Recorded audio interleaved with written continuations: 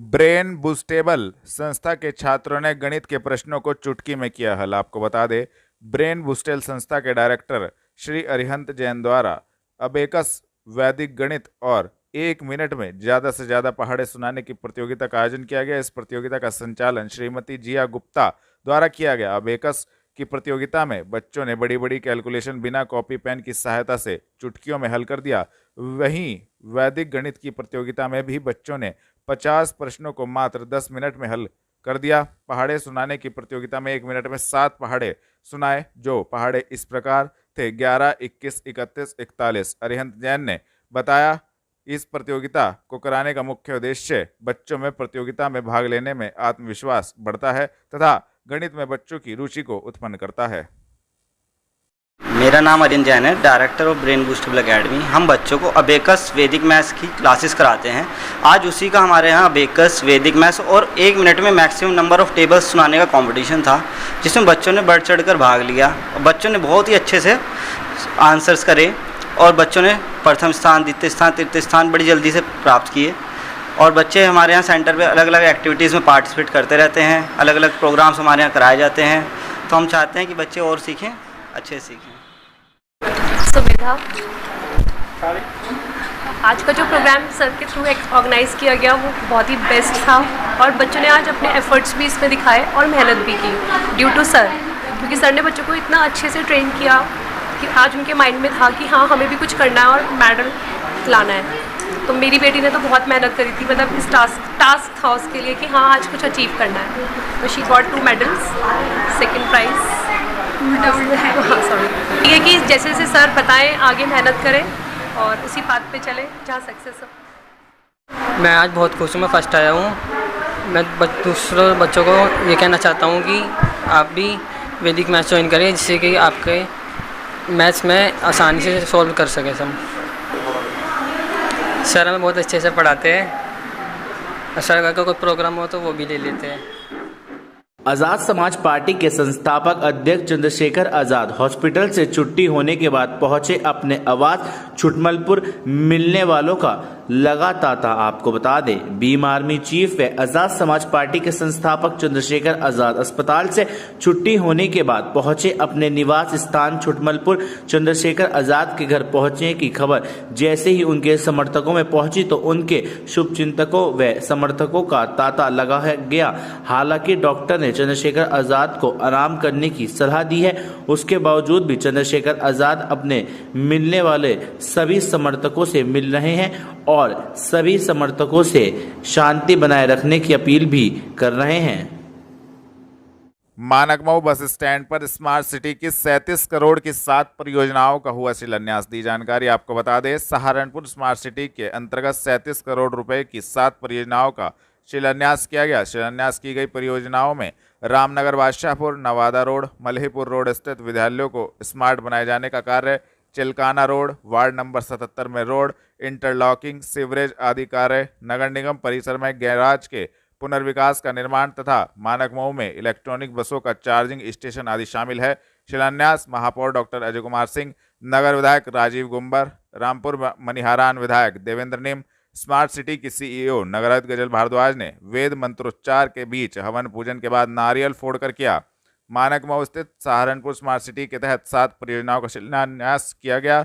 इनमें मानकमऊ में 25 बसों के चार्जिंग स्टेशन निर्माण हेतु 1643.46 लाख की लागत का कार्य, ग्राम रामनगर बादशाहपुर स्थित उच्च प्राथमिक विद्यालयों को स्मार्ट बनाए जाने हेतु 58.5 लाख रुपए की लागत से कार्य, नवादा रोड स्थित कंपोजिट स्कूल को स्मार्ट बनाए जाने हेतु 85.3 लाख की लागत से कार्य, मल्हीपुर रोड पर अंबेडकर भवन के सामने प्राथमिक विद्यालय को स्मार्ट बनाए जाने हेतु 55.57 लाख रुपए की लागत से कार्य, 100 दुकानों का निर्माण कराए जाने हेतु 1276.68 लाख की लागत का कार्य शामिल है। इसके अलावा नगर निगम परिसर में पार्किंग कम ऑफिस भवन का निर्माण हेतु 448.25 लाख की लागत का कार्य और चिलकाना रोड, वार्ड नंबर 77 में road interlocking, sewerage, retaining wall, culvert के निर्माण हेतु 137 लाख रुपए की लागत के कार्य का भी शिलान्यास किया गया।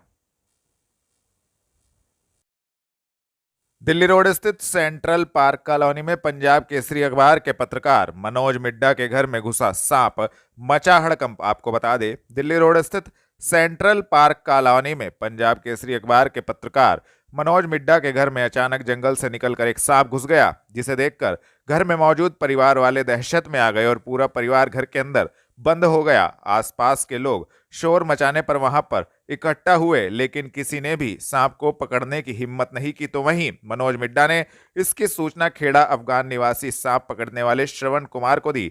श्रवण कुमार अपने सूचना मिलते ही 7 वर्षीय पुत्र शौर्य के साथ सांप का रेस्क्यू करने पंजाब केसरी अखबार के पत्रकार के यहाँ पहुंच गए, जहां पर उनके 7 वर्षीय पुत्र शौर्य ने सांप को पकड़कर थैले में बंद कर लिया, जिसके बाद सभी परिवार वालों ने राहत की सांस ली। तो वहीं सभी परिवार वाले शौर्य की हिम्मत को देखकर दंग रह गए। क्या नाम है आपका? जी, क्या नाम है आपका? क्या नाम है? मेरा नाम मनोज मिड्डा है। क्या? मैं सहारनपुर में पत्रकार हूँ। जी जी। पंजाब केसरी का ब्यूरो चीफ जनपद सहारनपुर। आज मैं अपने कार्यालय पे था तो घर से सूचना आई कि घर के अंदर सांप घुस गया। मैंने अपने साथियों से संपर्क किया, मुझे श्रवण सर्प मित्र का नंबर मिला। मैंने श्रवण जी से संपर्क किया। श्रवण जी ने कहा मैं 20 या 25 मिनट में पहुंच रहा हूं। मुश्किल से 25 मिनट में ये आ गए और इनके साथ एक बच्चा आया, इसका नाम शौर्य सर्प मित्र है। इस बच्चे ने बड़ी हिम्मत के साथ उस सांप को पकड़ा और मैं इस बच्चे को दाद देना चाहता हूँ। इतनी छोटी सी उम्र में इसने सांप पकड़ा और सांप को सकुशल निकाल कर थैले में बंद किया। अब जाकर जंगल में रेस्क्यू करेंगे उसका। और मैं श्रवण कुमार जी का भी तहे दिल से आपके घर में सांप था तो क्या आपको कैसा लगा आपके परिवार को? जब मेरे घर में सांप था तो मेरा परिवार पूरे दहशत में आ गया था और उन्होंने अपने आप को अंदर बंद कर लिया था और कोई भी बाहर नहीं निकला। जब तक सांप नहीं पकड़ा गया तब तक मेरा परिवार अंदर अपने आप को बंद करके रहा। फ़ोन पे संपर्क होता रहा। पूरा मोहल्ला इकट्ठा हो चुका था, परंतु किसी की हिम्मत नहीं थी कि सांप को बाहर निकालने की कोशिश करते। तो मैं श्रवण कुमार जी का फिर तहे दिल से धन्यवाद करता हूं कि इन्होंने उस सांप को मेरे घर से रेस्क्यू किया। ठीक, धन्यवाद। दिल्ली रोड स्थित बीजेपी कार्यालय पर महाजनसंपर्क अभियान की समीक्षा हेतु प्रदेश मंत्री डॉक्टर चंद्रमोहन द्वारा बैठक की गई। आयोजित दी जानकारी आपको बता दें, भारतीय जनता पार्टी द्वारा महाजनसंपर्क अभियान चलाया जा रहा है, जिसको लेकर जगह जगह विभिन्न कार्यक्रम किए जा रहे हैं। एक विशेष कार्यक्रम जनसंपर्क से जन समर्थन किया जा रहा है। महाजनसंपर्क अभियान को लेकर समीक्षा बैठक दिल्ली रोड स्थित बीजेपी कार्यालय पर आयोजित की गई। बैठक को प्रदेश मंत्री डॉक्टर चंद्रमोहन द्वारा संबोधित किया गया। इस दौरान बैठक में नगर विधायक राजीव गुंबर, महापौर डॉक्टर अजय सिंह, महानगर अध्यक्ष राकेश जैन एवं पूर्व विधायक जगपाल सिंह सहित सभी पदाधिकारीगण कार्यकर्तागण उपस्थित रहे। बैठक में महाजनसंपर्क अभियान को लेकर प्रदेश मंत्री द्वारा सभी को संबोधित भी किया गया तथा संबंधित जानकारी दी।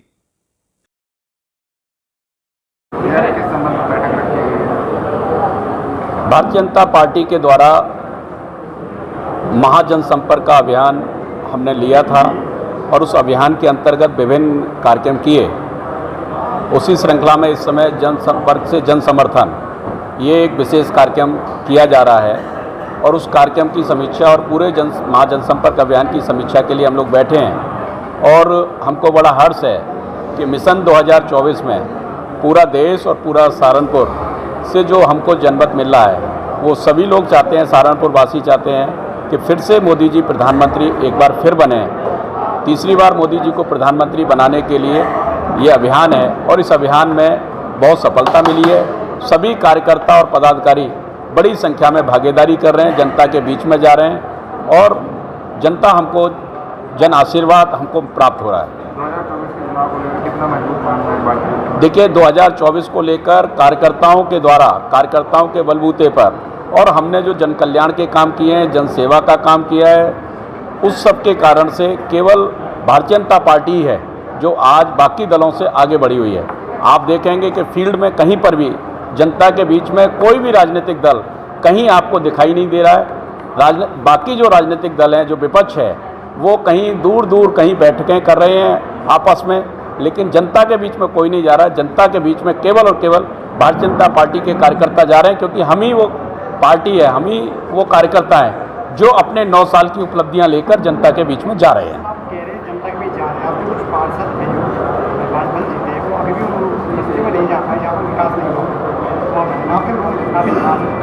माननीय मेयर साहब हैं, सारे विकास कार्यों की निगरानी कर रहे हैं और हम लोग सबका साथ सबका विकास के संकल्प के साथ में दूसरी बार यहाँ पर बोर्ड बना है।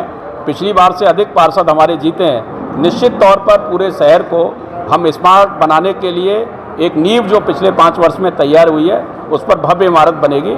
अब बिल्कुल भी जनता ने जो हमको जन विश्वास दिया है, जो आशीर्वाद दिया है, सहारनपुर शहर सुंदरतम शहर बनेगा।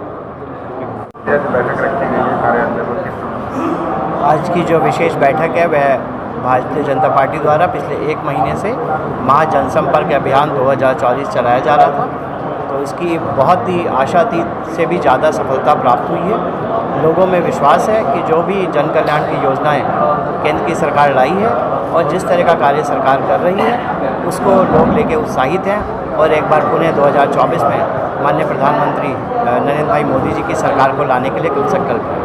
आज इसकी समीक्षा की बैठक रखी गई थी और इसमें हम लोग को आशातीत से भी ज़्यादा परिणाम मिले।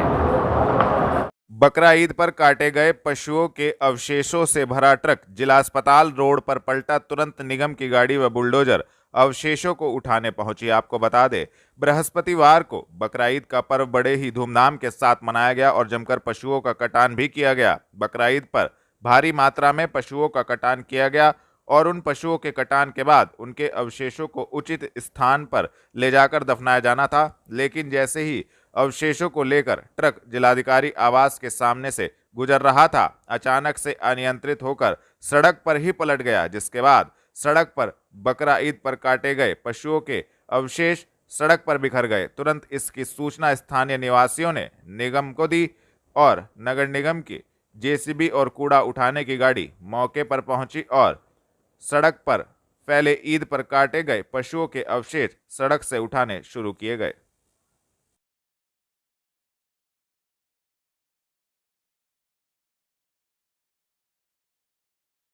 हकीकत नगर स्थित धरना स्थल पर मांगे पूरी ना होने को लेकर आशाओं ने आत्मदाह की दी चेतावनी। दी जानकारी आपको बता दे, हकीकत नगर स्थित धरना स्थल पर आशाओं का वेतन ना मिलने को लेकर कई दिनों से धरना चल रहा है और उनके द्वारा स्वास्थ्य विभाग का पुतला दहन भी किया जा चुका है, लेकिन मांगे अभी तक उनकी पूरी नहीं हुई है, जिसको लेकर आशाओं में आक्रोश व्याप्त है और आशाओं ने आज आत्मदाह की चेतावनी भी दी है तथा संबंधित जानकारी दी।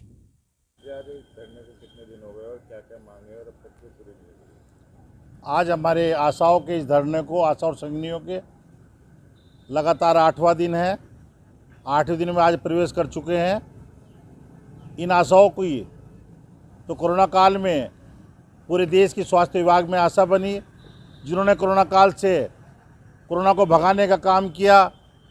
उन आशाओं को योगी जी और मोदी जी ने जिन्होंने प्रोत्साहन राशि देने का काम किया 1500 रुपये पर महीने, उनके द्वारा हर महीने इन लोगों को जो मानदेय आता है, फिक्स नहीं आता लेकिन काम का मानदेय आता है, वो भी लगातार आ रहा है। लेकिन पिछले 15-20 महीने से जो हमारे ज़िले के अधिकारी हैं, खालिद जी, ब्रजेश जी, ज्ञानेंद्र शुक्ला जी या सीएमओ साहब कह लो, सब ने मिलकर इनका पैसा खाने का काम कर रखा है। आशाओं ने आवाज़ उठाने का काम किया, नहीं दबाने का काम करते हैं। अब प्रधान संगठन के तहत जब ये लोग हमारे पास आई तो हमने मिलकर इनकी बात उठाने का काम किया। आज ये आशा हतोत्साहित हैं। कल से 24 घंटे का धरना शुरू हो जाएगा इनका, सुबह से रात तक का। सभी आशाएं यहीं रहेंगी और 3 तारीख से आमरण अनशन शुरू करेंगी कुछ आशाएं और मैं साथ में, और तब भी कुछ ना हुआ तो 10 आशाएं ऐसी हैं जो कहने को तैयार है कि 5 तारीख को आत्मदाह करने का काम करेंगे।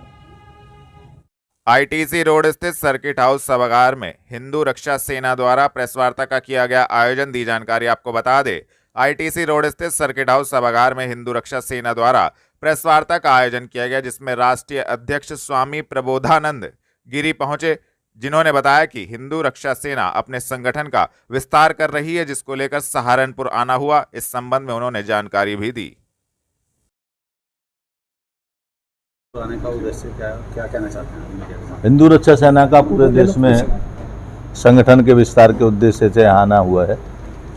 उसी के अभियान के तहत हिंदू रक्षा सेना हिंदुओं को इकट्ठा करना चाहती है, जागृत करना चाहती है, क्योंकि आज भारत हिंदुओं का देश होने के बावजूद भी दूसरी श्रेणी का नागरिक हो गया है।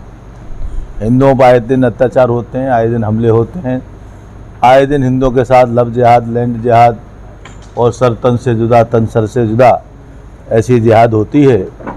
72 हुरों को पाने के लिए आतंकवादी जिहादी पागल हैं।